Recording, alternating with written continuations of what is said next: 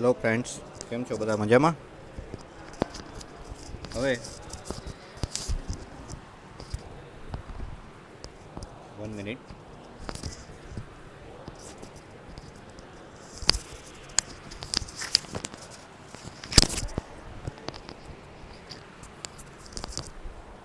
Hello friends, કેમ છો બધા મજામાં? આજે આપણે હવે આગળનો ટોપિક આપણો ફેક્ટર અફેક્ટિંગ શેડ્યુલ સ્પીડ ચાલુ કરશું. બરાબર છે. લાસ્ટ લેક્ચરમાં આપણે ડેફિનેશન સુધી જોઈ હતી. ટોટલ 11 ડેફિનેશન છે, આપણે જોયું હતું. ઓકે, બરાબર.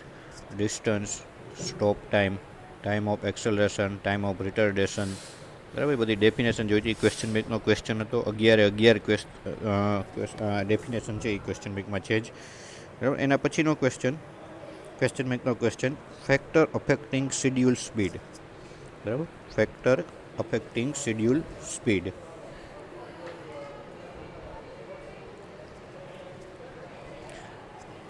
ફેક્ટર અફેક્ટિંગ શેડ્યુલ સ્પીડ એટલે શેડ્યુલ સ્પીડની ડેફિનેશન શું હતી પહેલાં તો આપણે તે જોવી પડે. તેના માટે શેડ્યુલ સ્પીડ,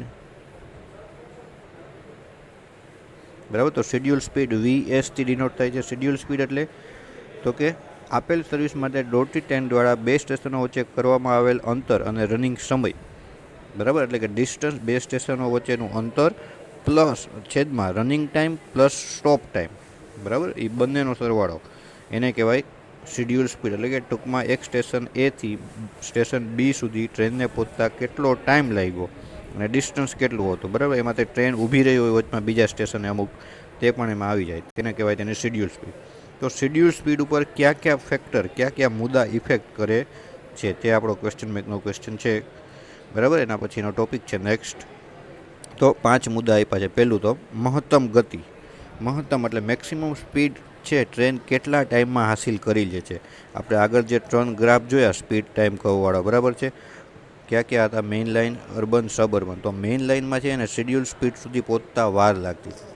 પછી ફ્રી રનિંગ સ્પીડ શું હતી? મહત્તમ મેક્સિમમ સ્પીડ સુધી પહોંચતા વાર લાગતી હતી. પછી ફ્રી રનિંગ ટાઈમ વધારે હતો ગ્રાફમાં. જ્યારે સબ અર્બન અને અર્બન હતા એમાં ફ્રી રનિંગ ટાઈમ હતો જ નહીં, કારણ કે તે મેક્સિમમ સ્પીડ ફટાફટ હાસિલ કરી લેતી હતી અને પછી તરત એને સ્પીડ ડાઉન કરવી પડતી હતી, કારણ કે નેક્સ્ટ સ્ટોપ આવી જાય એટલા માટે. સમજાય છે? તો મેક્સિમમ સ્પીડ તે કેટલા ટાઈમમાં હાસિલ કરી લે છે તે મુદ્દો ખાસ ઇમ્પોર્ટન્ટ છે ફેક્ટર અફેક્ટિંગ શેડ્યુલ સ્પીડમાં. મહત્તમ ગતિની અસર લાંબા અંતરની ટ્રેનની નિયત ગતિ પર ઘણી હોય છે. આવેલા અંતરની દોડ અને નક્કી કરેલો પ્રવેગ અને વેગબંધનના દર માટે ખરેખર સમય ઘટે છે. તેને મહત્તમ ગતિના વધારાથી નિયત ગતિ વધે છે. એટલે મેક્સિમમ ગતિ, મેક્સિમમ સ્પીડ તે કેટલા ટાઈમમાં હાસિલ કરી લે છે તે વસ્તુ મહત્ત્વની છે. આમાં લખ્યું એમ જ લખવું જરૂરી નથી, તમારા વર્ડમાં પણ તમે લખી શકો છો, બરાબર. આ મેઇન લાઇન, સબ અર્બન અને અર્બનનું એક્ઝામ્પલ આમાં આપી શકાય તમારે આપવું હોય તો, બરાબર. ડિસ્ટન્સ, કેટલા ટાઈમમાં કેટલું ડિસ્ટન્સ કાપે છે, એટલે કે બે સ્ટેશન વચ્ચેનું ડિસ્ટન્સ કેટલું છે અને છે તે કેટલા ટાઈમમાં તે ટ્રેન ડિસ્ટન્સ કવર કરે છે. ઓકે. તો ટ્રેન દ્વારા કાપવામાં આવેલું અંતર નિયત ગતિ પર બહુ અસર બતાવે છે, તેમજ બે સ્ટેશન વચ્ચેનું અંતર વધુ તેમ નિયત ગતિની જરૂર પડે છે. બે સ્ટોપ વચ્ચેનું અંતર વધારે હોય તેમ શેડ્યુલ સ્પીડ વધારે જોઈએ. પરંતુ જો અંતર ઓછું હોય તો, જેમ કે અર્બન અને સબ અર્બનમાં બે સ્ટેશન વચ્ચેનું અંતર કેવું હોય? ઓછું હોય, એટલે ડિસ્ટન્સ કેવું હોય છે? ઓછું હોય છે. ક્લિયર? એના પછી પ્રવેગ એટલે કે આલ્ફા એટલે કે એક્સેલરેશન, બરાબર. કોઈ એક પ્રકારની ટ્રેનની દોડ અને ટ્રેનની મહત્તમ ગતિ સાથે જો પ્રવેગ વધારો કરવામાં આવે તો ટ્રેનની દોડનો સમય ઘટવાથી નિયત ગતિમાં વધારો થાય છે. તેમજ તેથી ઉલટું, જો પ્રવેગ ઘટાડો કરવામાં આવે તો નિયત ગતિમાં ઘટાડો થાય છે. પ્રવેગ એટલે કે આલ્ફા, એક્સેલરેશન જો વધારે આપવામાં આવે તો નિયત ગતિ એટલે કે શેડ્યુલ સ્પીડ VSમાં વધારો થાય છે. અને જો પ્રવેગ ઘટાડવામાં આવે એટલે કે એક્સેલરેશન ઘટાડવામાં આવે તો શેડ્યુલ સ્પીડ પણ શું થાય છે? ઘટે છે.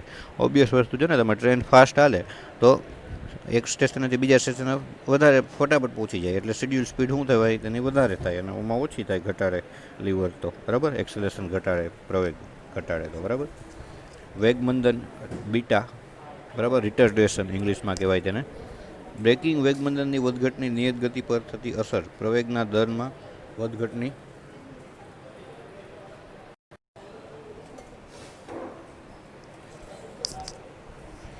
બરાબર. બ્રેકિંગ એટલે કે વેગ બંધન છે, સ્પીડ ઘટાડો તો તે ઘટશે. બરાબર. શેડ્યુલ સ્પીડ ઘટે અને બ્રેક ટૂંકમાં ઓછી થશે તો શેડ્યુલ સ્પીડ વધારે રહેશે.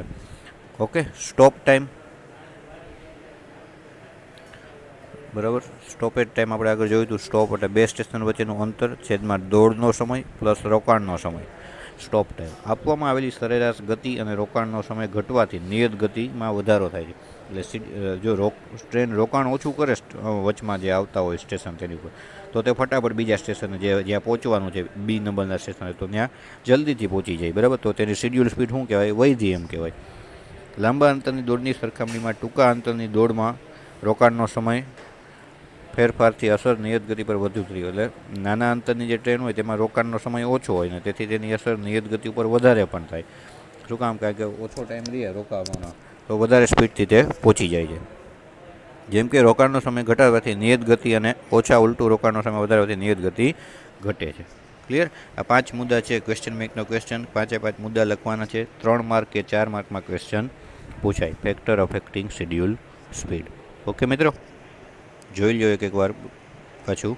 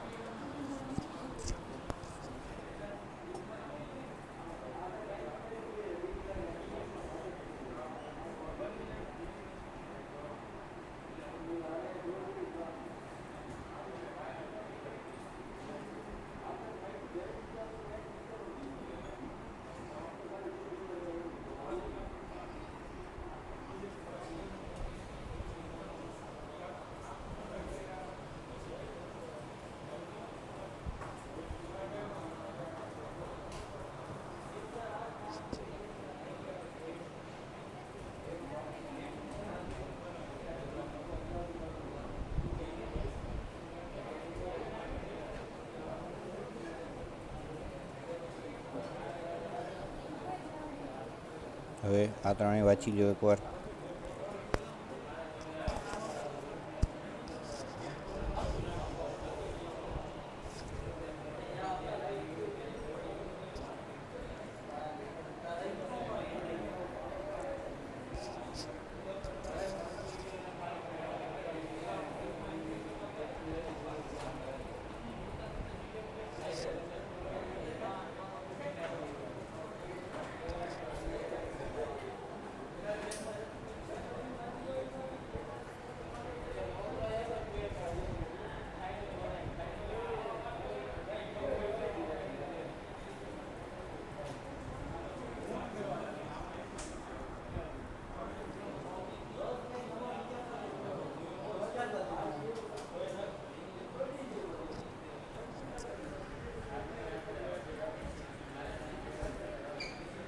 ઓકે.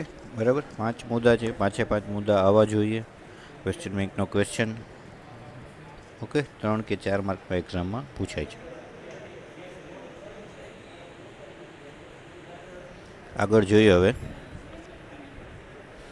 બે ઇક્વેશન છે મિત્રો. આપણે આ ડિરાઈવ નથી કરવાનું, પણ ખાલી જસ્ટ એક્ઝામમાં આના ક્યારેક એક્ઝામ્પલ પૂછાય છે, તે પણ ઓપ્શનમાં નીકળી જાય છે. પણ એટલે આ બે ઇક્વેશન ખાલી તમે યાદ રાખજો. બરાબર. હું તમને કહી દઉં છું. એક વીએમ વાળું, વીએમ એટલે maximum speed. Maximum speed is equal to time એટલે ટોટલ ટાઈમ છે. સ્ટોપ ટાઈમ પણ રનિંગ કેપિટલ ટી હોય એટલે. બરાબર. Capital T minus √(t²) -4k into 3600d. કે કોન્સ્ટન્ટ છે. બરાબર. કે છે તે કોન્સ્ટન્ટ છે. 3600d એટલે ડિસ્ટન્સ અપોન 2k. એક આ ઇક્વેશન 4 નંબરનું, અને કે ને તમે કરતા બનાવો તો પછી એક આ ઇક્વેશન. 1/α + 1/β 6 નંબરનું બરાબર 7200d અપોન VM², કૌંસમાં VM/VA - 1, એટલે કે VM એટલે મેક્સિમમ સ્પીડ, VA એટલે એવરેજ સ્પીડ.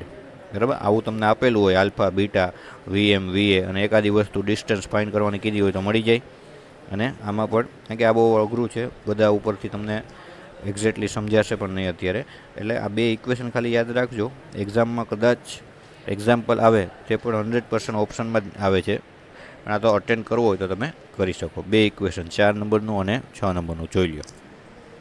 લખવું હોય તો લખી લેજો એકવાર.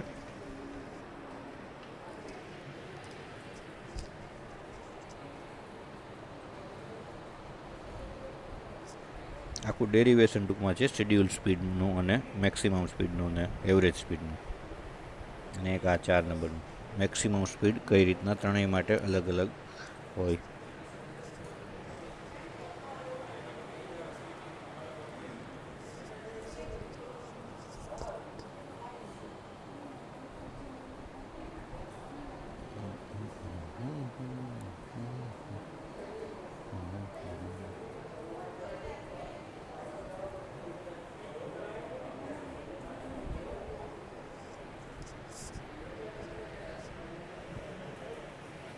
ચાલો હવે આગળ જોઈએ.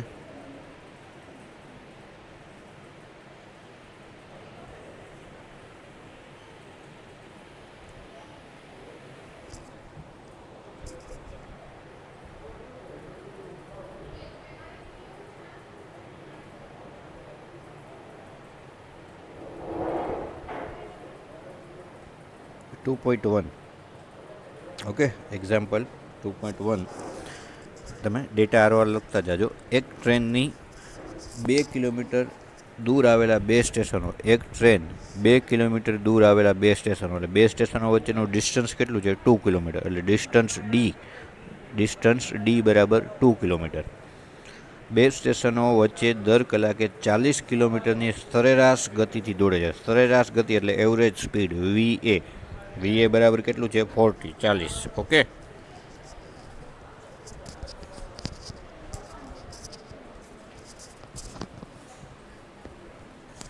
VA બરાબર કેટલું? 40. બરાબર છે, ગતિથી દોડે છે. આમાં પ્રવેગ અને વેગમંદનની કિંમત અનુક્રમે, પ્રવેગ એટલે કે આલ્ફા, એક્સેલરેશન, આલ્ફા કેટલું છે? અનુક્રમે દર કલાકે 1.5 કિલોમીટર અને વેગમંદન એટલે કે રિટર્ડેશન બીટા કેટલું છે? 2.5 કિલોમીટર. એટલે 1.5 કિલોમીટર પર સ્પીડમાં એમાં વધારો થાય છે, 1.5 કિલોમીટર પર અવર્સમાં. બરાબર, અને આલ્ફા બરાબર 1.5 અને બીટા બરાબર 2.5. ક્લિયર? આગળ જોઈએ રકમ. સમલંબાકાર ગતિ સમય વક્ર ધારી ટ્રેનની મહત્તમ ગતિ શોધો.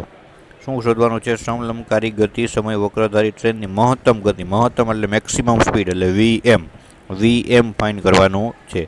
ટ્રેનની આ મુસાફરી માટેનો ગતિ સમય વક્ર દોરો, અને આપણે જેમ સ્પીડ ટાઈમ કર્વ છે તો સ્પીડ ટાઈમ કર્વ દોરવાનું કહે છે.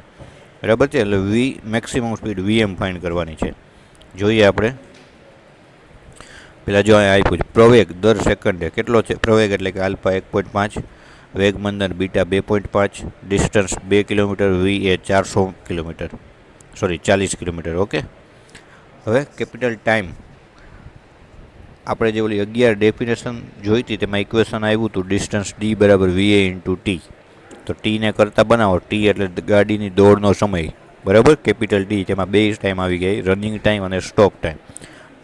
ટીને કરતાં બનાવો તો D/VA થાય. આ એક ઇક્વેશન યાદ જ રાખી લેજો, D બરાબર VA × T, અથવા ટીને કરતાં બનાવો તો T બરાબર D/VA. બરાબર. હવે 3600 શું કામ કર્યું? કારણ કે આ બધું શેમાં આપ્યું છે? કિલોમીટરમાં આપ્યું છે. બરાબર, તો તેને તમે સેકન્ડમાં કન્વર્ટ કરશો ટાઈમને તો કેટલું કાંઈ 3600 કરવું પડે, એટલે ગુણ્યા 3600 કર્યા. ડિસ્ટન્સ 2/40 ગુણ્યા 3600 એટલે કેટલી સેકન્ડ આવી? કારણ કે આપણે જવાબ શેમાં જોઈએ છે? સેકન્ડમાં જોઈએ છે, એટલે 60 × 60. બરાબર, 1 મિનિટનો 60 સેકન્ડ, એટલે 60 × 60 એટલે 3600 કરવા પડે તો જ જવાબ સેકન્ડમાં આવે. ઓકે, એટલે 180 સેકન્ડ આવી. ક્લિયર?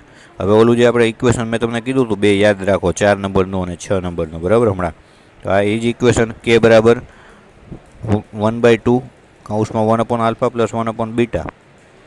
બરાબર, તો K બરાબર 1/2 1/α, આલ્ફાની કિંમત મૂકો 1.5 અને 2.5, એટલે K મળી ગયા તમને. K કેટલો મળ્યો? 0.53. હવે વીએમ વાળું ઇક્વેશન 4 નંબરનું હતું તે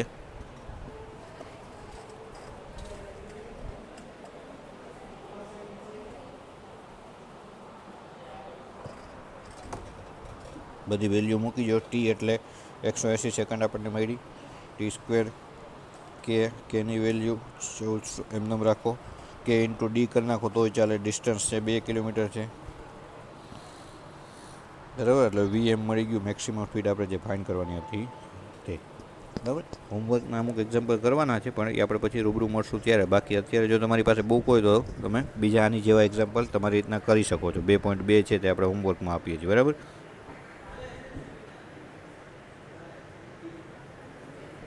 ઓકે, જોઈ લો એકવાર એક્ઝામ્પલ હરકો. ડેટા બધો પછી કઈ રીતના ફાઇન્ડ કર્યું.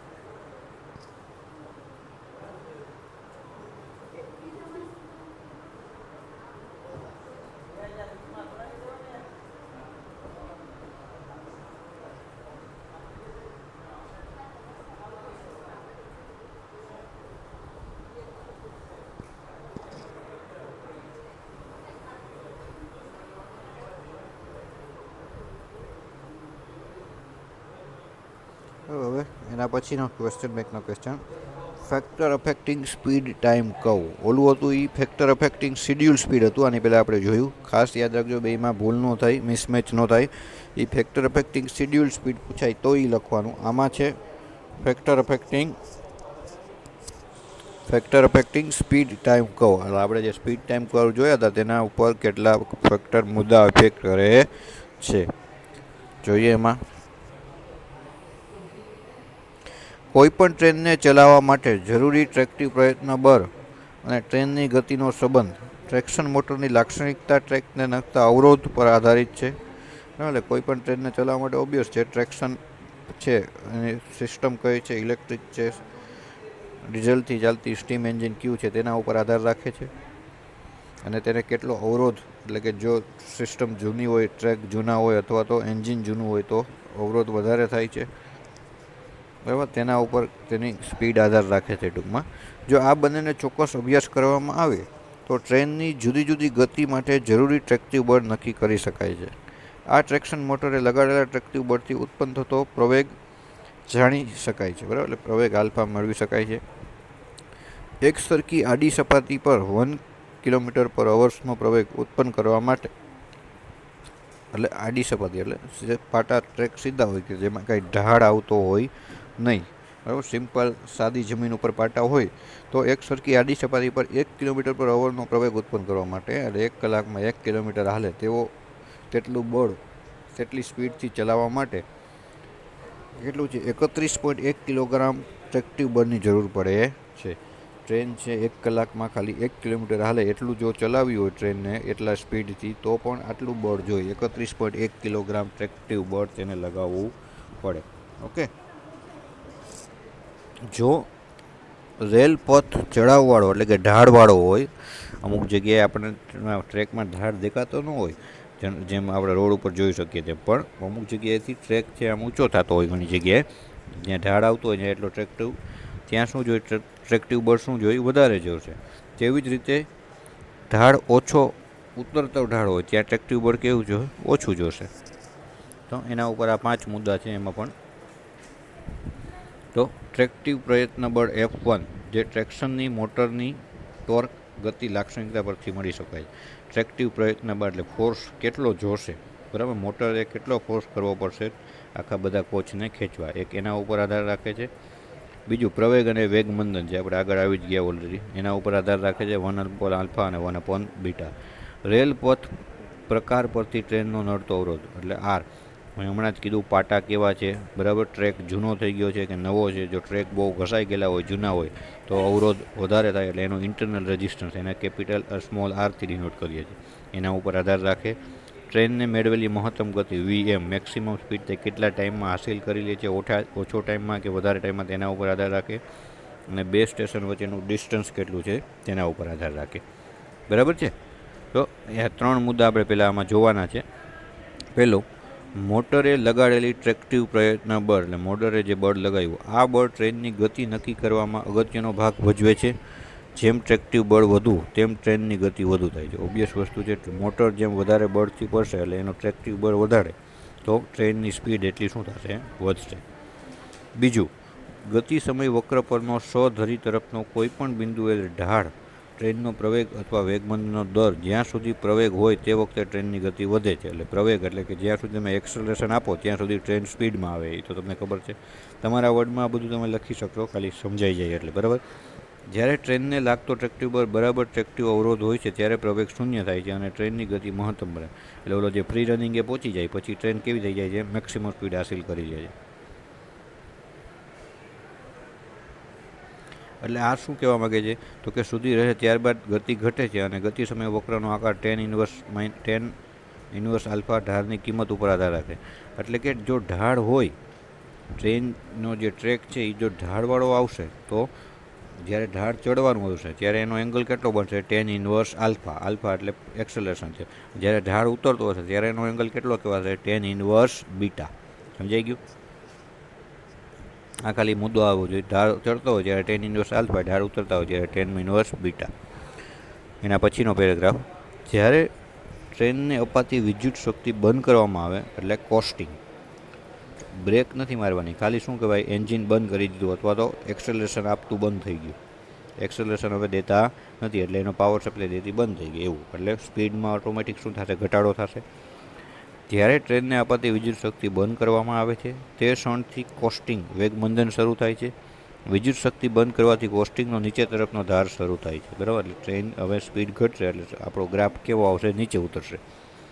તે ઢાળની કિંમત ટેન ઇન્વર્સ બીટા સી, કારણ કે કોસ્ટિંગ છે એટલે જ્યાંથી સ્પીડ ઘટી એટલે એને કીધું ટેન ઇન્વર્સ બીટા સી ની કિંમત પર આધાર રાખે છે. જ્યારે યાંત્રિક બ્રેક લગાવવામાં આવે ત્યારે બ્રેકિંગ વેગમંદન થયું. ઓલું એમને વેગમંદન હતું. શું કામ? કોસ્ટિંગ વેગમંદન, કારણ કે બ્રેક નહોતી મારી. બ્રેક મારો પછી જે તરત સ્પીડ ઘટી જશે એટલે ગ્રાફ છે આપણો નીચો જ આવે છે, પણ બ્રેક માર્યા પછી તરત 0 ઉપર પહોંચી જશે, તેને કહેવાય બ્રેકિંગ વેગમંદન. બ્રેકિંગ વેગમંદન ટ્રેનનું કુલ વજન, બ્રેક શૂ અને ઘર્ષણ અને પૈડાની સપાટી પરના ઉષ્ણ તાપમાન પર આધાર રાખે છે. બ્રેક તમે લગાવશો પછી કેટલી ટાઈમે ટ્રેન સ્ટોપ થશે, તો તે કોના ઉપર આધાર રાખે છે, ટ્રેનમાં વજન કેટલું છે ટોટલ બધા કોચનું થઈને, બ્રેક શૂ એટલે એના બ્રેક શૂ કેવા છે, ઘર્ષણ કેટલું થયું છે, પૈડાની સપાટી અને ટ્રેક કેવો છે તેના ઉપર આધાર રાખે છે તેને કેટલા ટાઈમમાં સ્ટોપ થશે બ્રેક માર્યા પછી. જેમ બીટા વેગમંદનના દરની કિંમત વધારે તેમ ટ્રેનની બંધ થતો લાગતો સમય ઓછો, બરાબર. બીટા જેમ વધારે હોય તો ટ્રેન ફટાફટ બંધ થઈ જાય બ્રેક માર્યા પછી. અને ગતિ સમય વક્ર ટૂંક થશે એટલે કે ટ્રેન બીજા સ્ટેશને પહોંચવામાં સમય ઘટતો જશે. બીટા વધારે હોય એ સારું. ઓકે. ત્રીજો પોઈન્ટ લાસ્ટ, ટ્રેનને નડતો અવરોધ આર, સ્મોલ આર. તો બે જાતના અવરોધ નડે ટ્રેન ચાલતી હોય ત્યારે. એક તો એના ઇન્ટરનલ સ્પેર પાર્ટને લીધે અને બીજું આઉટર એન્વાયરમેન્ટ કેવું છે તે. ટ્રેનને નડતો અવરોધ મુખ્યત્વે બે ભાગમાં બનેલો હોય છે. આંતરિક અવરોધ, બરાબર, એટલે કે જે ટ્રેનનો ભાગ, જનરલ બેરિંગ, બરાબર, પરનું ઘર્ષણ, ગાઈડ, ડબ્બાઓ કેવા છે, જૂના છે, વ્હીલ કેવા છે, ટ્રેક કેવા છે, એ બધું એનું ઇન્ટરનલ કહેવાય, ઇન્ટરનલ અવરોધ. અને બીજો ભાગ બહારના કારણોસર, બે રોલિંગ સ્ટોક વચ્ચે અવરોધ, રેલના પાટા અને હવાનો અવરોધ. ઘણીવાર એવા એરિયા હોય છે જ્યાં હવા બહુ હોય તો ત્યાં શું થાય, ટ્રેનને ઓછી સ્પીડમાં ચલાવવું. એ કોણ કંટ્રોલ કરતું હોય? તમને ખબર હોય તો પાછળ જે ટ્રેનના છેલ્લા ડબ્બામાં જે ઓલો આપણને લીલા ધ્વજ બતાવીને, ઝંડા જેવું બતાવીને કહેતો હોય તે ડ્રાઈવરને કેટલી ટ્રેન હલે છે તે પ્રમાણે તેના ઉપરથી તેની હવા કેટલી છે તે બધું મેઝર થતું હોય અને તે પ્રમાણે સ્પીડ કંટ્રોલ થતી હોય, બરાબર. બસ આ ઇક્વેશનની કંઈ જરૂર નથી. ત્રીજો પોઈન્ટ છે ત્યાં સુધી લખવાનું. ઓકે. ક્વેશ્ચન બેંકનો ક્વેશ્ચન જોઈ લ્યો એકવાર પાછું. ફેક્ટર અફેક્ટિંગ સ્પીડ ટાઈમ કહો.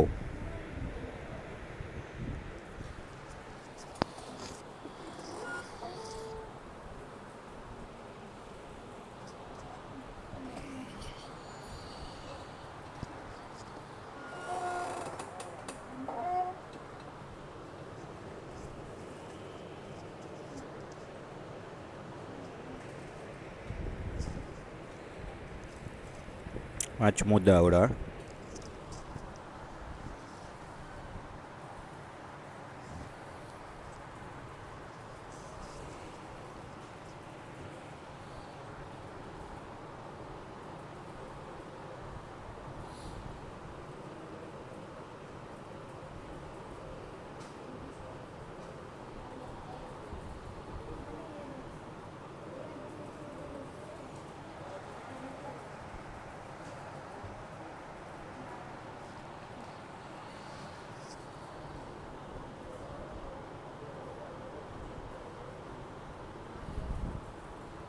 પછી આ જે 3 પોઈન્ટ પહેલાં 2.